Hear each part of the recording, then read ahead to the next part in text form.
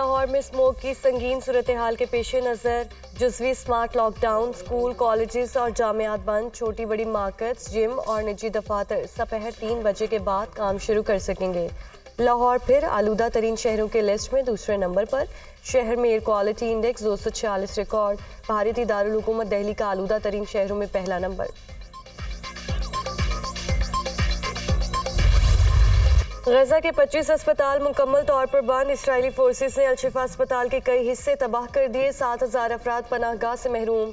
जख्मी तड़प तड़प कर मरने लगे। ICU में जेर इलाज तमाम 55 अफराद दम तोड़ गए। अल-शिफा अस्पताल में तबाही के बाद सेहूनी फोर्सेस ने जुनीन के इब्न सीना अस्पताल का घेराव कर लिया।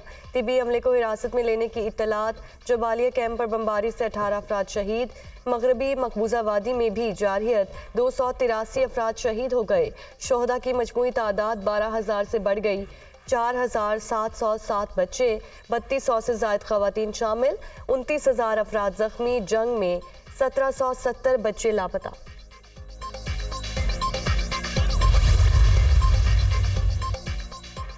अल-शिफा अस्पताल पर हमला ठोस शवाहिद की बिना पर किया। इसराइली फौज के पहुंचने से पहले हमास रहनुमा अस्पताल से निकल चुके थे। इंटेलिजेंस की इत्तलात थी कि हमास ने अस्पताल के नीचे दफ्तर कायम कर रखा है।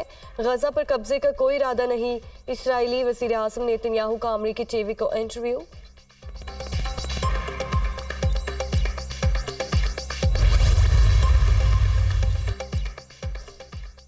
हमास के जंगजू दुश्मन फौजियों का गली गली ताक़ुब कर रहे हैं। 4 दिन में 62 इसराइली गाड़ियां तबाह कर दी।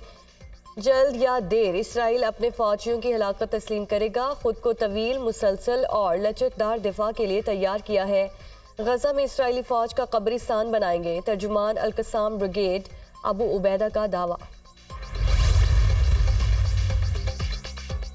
जनूबी अफ्रीका गजा में इसराइली बर्बरियत के खिलाफ बैनुल-अक़वामी फौजदारी अदालत में चला गया। इसराइल गजा में जंगी जराइम और नस्ल कुशी का मर्तकब हो रहा है। हज़ारों फ़लस्तीनी मारे गए। अस्पताल और अवामी इंफ्रास्ट्रक्चर तबाह। आलमी फौजदारी अदालत इसराइली जंगी जराइम की तहकीकात करे। सदर रामाफोसा का मुतालबा।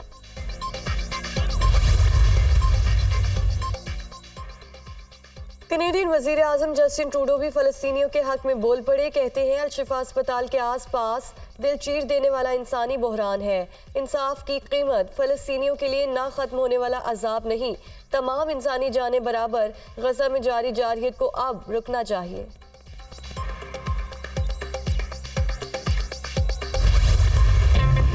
रियासत के अलावा किसी भी इदारे या गिरोह की तरफ से मुसल्लह कार्रवाई कबूल नहीं। किसी इम्तियाज़ के बगैर पाकिस्तान तमाम पाकिस्तानियों का है। कोई मजहबी, सूबाई, कबायली, लिसानी, नस्ली या फ़रका वराना इम्तियाज़ नहीं। अक़लियतों और कमज़ोर तबकात के खिलाफ अदम बर्दाश्त और इंतहा पसंदी की कोई जगह नहीं। उलमाए कराम गुमराह कुन प्रोपेगेंडे और अंदरूनी इख्तलाफात दूर करने के लिए किरदार अदा करें।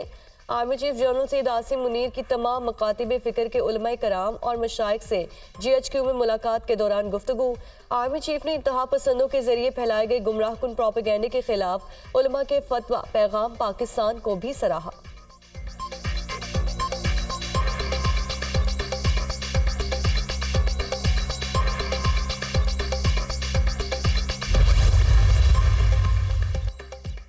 इस्लाम अमन और हम आहंगी का मजहब है। बाज़ अनासिर की तरफ से मजहब की मस्क शुदा तशरीहात सिर्फ उनके ज़ाती मुफादात के लिए है, जिनका इस्लामी तालीमात से कोई ताल्लुक नहीं। उलमाए कराम का इजहार ख्याल। अमन और इस्तेहकाम के लिए रियासत और सिक्योरिटी फोर्सेस की हिमायत जारी रखने का अज़म। मुतफ़िका तौर पर इंतहा पसंदी, दहशतगर्दी और फ़िरका वारियत की मज़म्मत।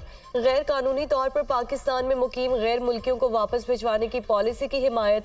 शुरा ने अफगान सरजमीन से पैदा होने वाली दहशतगर्दी पर पाकिस्तान के मौक़िफ़ और तहफ़्फ़ुज़ात की भी मुकम्मल हिमायत की। अफगानिस्तान से संजीदा इक़दामात का मुतालबा। फ़लस्तीनियों पर ढाए जाने वाले मज़ालिम पर गम और गुस्से का इजहार। शुरा ने कार्रवाइयों को इंसानियत के खिलाफ जराइम करार दे दिया। ISPR।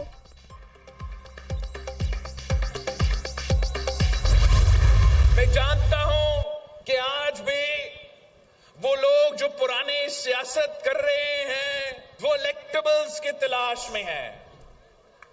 एक जमाने में ये इलेक्टेबल्स की सियासत शायद चलता था और आज भी इलेक्टेबल्स का अपना अहमियत तो जरूर होगा, कि जो सियासतदान मुस्लिम लीग महंगाई लीग में शामिल होंगे वो तो इलेक्टेबल्स नहीं रहेंगे भाई।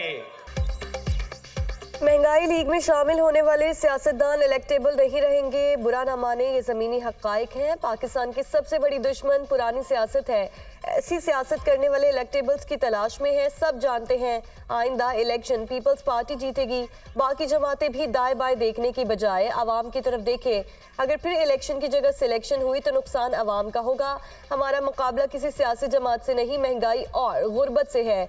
बिलावल भुट्टो का मर्दान में वर्कर्स कन्वेंशन से खिताब।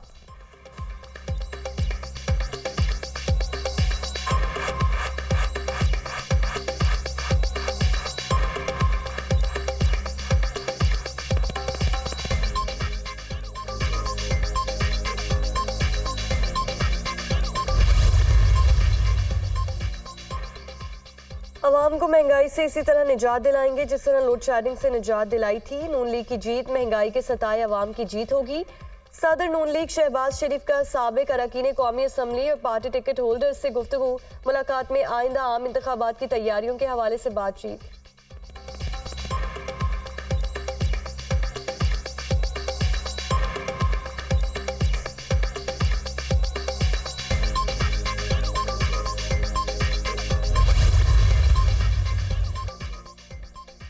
साबिक वज़ीर ख़ारजा गौहर अयूब खान की नमाज जनाजा सपहर 3 बजे आबाई गांव रेहाना हरीपुर में अदा की जाएगी। सदर आरिफ अलवी, निगरान वज़ीर आज़म अनवारुल हक काकड़ और साबिक वज़ीर आज़म शहबाज शरीफ समेत सियासी और समाजी रहनुमाओं की जानिब से इज़हार अफसोस।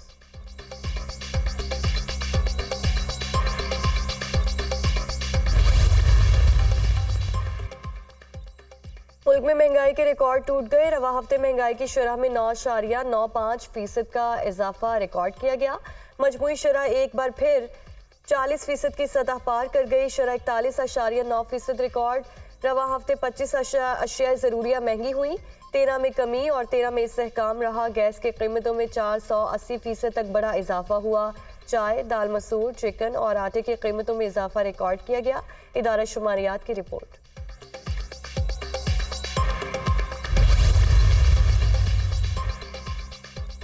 निगरान वज़ीर दिफा lieutenant general retired Anwar Ali Haider का आज़ाद कश्मीर में लाइन ऑफ कंट्रोल का दौरा। बाग और पानू सेक्टर्स में भारतीय जारहियत से शहीद होने वालों के वर्सा से मुलाकात। मुजफ्फराबाद में यादगार शहदा पर फूलों की चादर चढ़ाई। अफवाज पाकिस्तान की जानिब से यादगार शहदा पर गार्ड ऑफ ऑनर पेश किया गया। मकबूजा कश्मीर के अवाम भारत के जालिमाना कब्जे से जल्द आज़ाद होंगे। निगरान वज़ीर दिफा की गुफ्तगू।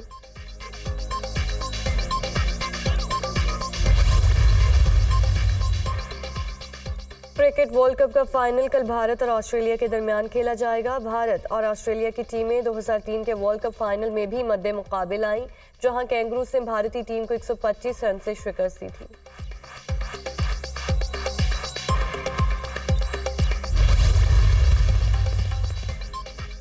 पाकिस्तान क्रिकेट बोर्ड में नई तकर्रुरियां। कौमी टीम के director Mohammad Hafeez head coach और बैटिंग कोच की जिम्मेदारियां भी निभाएंगे। कोई अलग से हेड कोच और बैटिंग कोच नहीं होगा।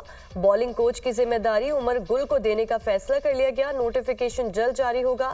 साबिक कोच मोर्नी मोरकल पहले ही मुस्ताफी हो चुके।